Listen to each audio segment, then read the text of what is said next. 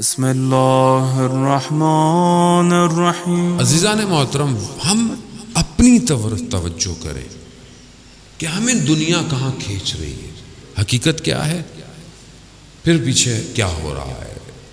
اور وہ ایسا نہیں ہے دشمن غافل نہیں ہے، دشمن گھروں تک اترا ہوا ہے، دشمن ہماری تنہائی میں اترا ہوا ہے، دشمن ہمارے ہاتھ میں ہے، اسمارٹ فون ہمارے ہاتھ میں ہے، دشمن اس کے ذریعے سے ہمارے نفسوں کو کنٹرول کر رہا ہے، جب دل چاہتا ہے نفس برباد کر دیتا ہے۔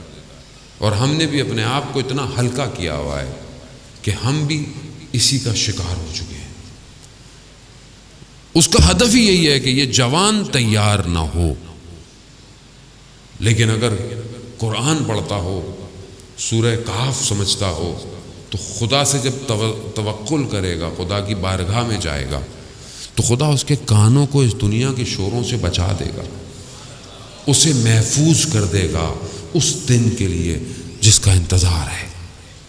لیکن اس کے لیے ظاہر ہے ہم اپنے آپ کو اپنی طرف توجہ دیں کہ ہم کہاں ہیں، میں کہاں ہوں، میں اپنے آپ کو دیکھوں کہ میں دنیا میں کتنا مگن ہوں، میرے لیے دنیا کیا ہے، اور میں کتنا اپنے وقت کے امام سے متصل ہوں، میرے دن اور رات کیسے گزرتے ہیں، میری تنہائی کیسے گزرتی ہے۔ عزیزان محترم، میں ابھی بہرحال جہاں پڑھ کے آ رہا تھا وہاں میں نے بیان کیا حدیث، پوری تو شاید میں نہیں بیان کر پاؤں گا۔ مجلس اور عزاداری یہ ایک مقدمہ ہے ظہور کا۔ جب ہم آتے ہیں سننے تو امام رضا علیہ الصلوۃ والسلام، اللہم صلی علی محمد امام نے فرمایا، امام شبیب سے جب کہتے ہیں ابن شبیب کہ پہلی چیز گریہ ہے، رونا ہے سید الشہداء پہ، یہ انسان کو پاک کرتا ہے، انسان کو اندر سے طاہر کرتا ہے، اور یہ طہارت آپ کو پھر آگے لے کے جائے گی، کیونکہ جن کے پاس ہم نے جانا ہے خدا نے نجاست کو ان سے دور کیا ہوا ہے۔ نجاست نہیں جا سکتی، تو پہلے طاہر ہونا ہے، پاک ہونا ہے۔ کیسے پاک ہوں؟ کہا کہ جو بکا کرتا ہے سید الشہداء پہ، خدا اس کے گناہ کبیر اور صغیرہ کو معاف کر دیتا ہے، معاف کر دیتا ہے۔ حدیث ہے، امام فرما رہے ہیں اور امام دعوت دے رہے ہیں، آؤ پاک ہو، پاک ہونا ہے، آؤ۔ آیت اللہ شمس الدین بیان کرتے ہیں، بہت بڑے عالم دین تھے، آیت اللہ تھے۔ انہوں نے ایک دن اپنے شاگرد سے کہا، جو ان کا خاص شاگرد تھا، کہا کچھ طالب علموں کو، 40 طالب علموں کو لے کر آؤ۔ لے آئے، ایک ایک کر کے کمرے میں بھیجا۔ جب طالب علم باہر نکلتا تھا تو گریہ کرتا ہوا باہر نکلتا تھا۔ جب سب ایسے ہوتے انہوں نے پوچھا ماجرا کیا ہے، اندر کیا ہے؟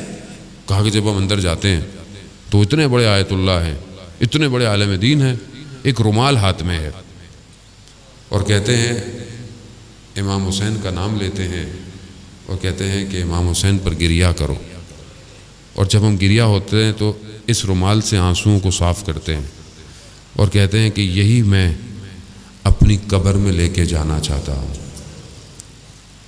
ایک گریہ، ایک آنسو، عزیزان محترم، خوب یہ انسان کو پاک کرتا ہے۔ یہ جب پاک ہوں گے تو آپ کیوں گناہ کریں گے باہر جا کے؟ جو آنکھ امام حسین پر روتی ہو وہ آنکھ گناہ کرے گی؟ وہ آنکھ کیسے گناہ کرے گی؟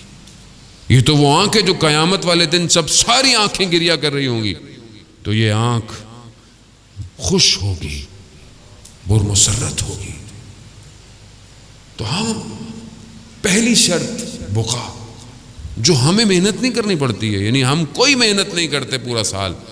ہوتا ہے نا کہ انسان 40 دن کو عبادت کرے تو پھر کسی کمال پہ پہنچتا ہے، نہیں، ہم تو یہاں آتے ہیں، امام کا نام آتا ہے، ہماری آنکھ میں آنسو آ جاتا ہے۔ کیوں؟